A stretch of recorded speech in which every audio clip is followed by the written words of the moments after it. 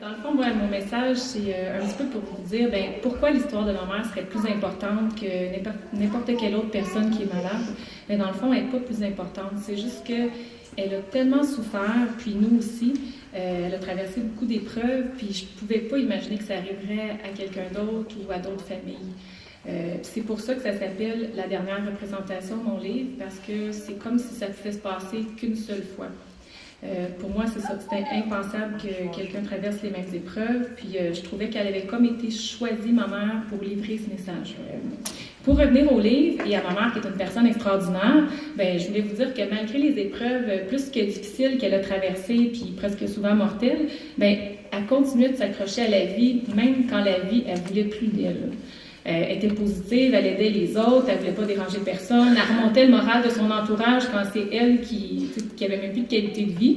Donc ce projet-là, c'est un projet qu'on a fait ensemble, parce que même elle, de sa chambre au CHSLD, pas de cellulaire, pas d'Internet, sans pouvoir quitter facilement sa chambre parce qu'elle était sous oxygène 24 heures sur 24, elle a réussi à vendre avec son cœur plus d'une centaine de livres, puis à vous rassembler ici aujourd'hui. Puis aussi, je voulais remercier mes collaborateurs. J'aurais tous aimé vous remercier un par un, mais comme vous êtes vraiment plusieurs et je ne veux pas m'éterniser, j'ai préparé un PowerPoint sur lesquels c'est ma mère, des photos d'elle quand elle était jeune jusqu'à la fin de sa vie. Puis on la voit avec des remerciements, pour que vous connaissiez un petit peu plus ma mère. Puis aussi, je voulais axer sur des beaux moments de sa vie, parce qu'on a parlé beaucoup des moments difficiles, mais je voulais vous montrer qu'elle avait eu des beaux moments aussi grâce à la greffe, au don d'organes. Donc, vous allez la voir de son enfance à la vie d'aujourd'hui.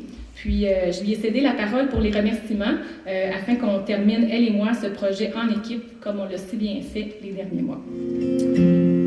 Une mère, ça travaille à temps plein, ça dort un œil ouvert, ça te garde comme un chien, ça court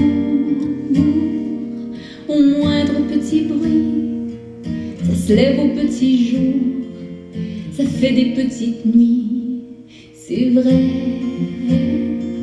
ça crève de fatigue, ça danse à tout jamais, une éternelle gigue, ça reste auprès de sa couvée, au prix de sa jeunesse, au prix de sa beauté. Une mère, ça fait ce que ça peut, ça ne peut pas tout faire, mais ça fait de son mieux. Une mère, ça calme des chamailles, ça peigne d'autres cheveux que sa propre broussaille.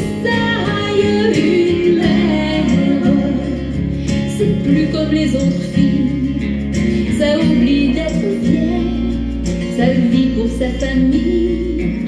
Une mère, ça se confine au bercail, c'est pris comme un noyau dans le fruit de ses entrailles. Et lorsque toute seule ça se retrouve, ça atteint dignement que le firmament s'entr'ouvre. Et puis là, ça se donne le droit de fermer pour une fois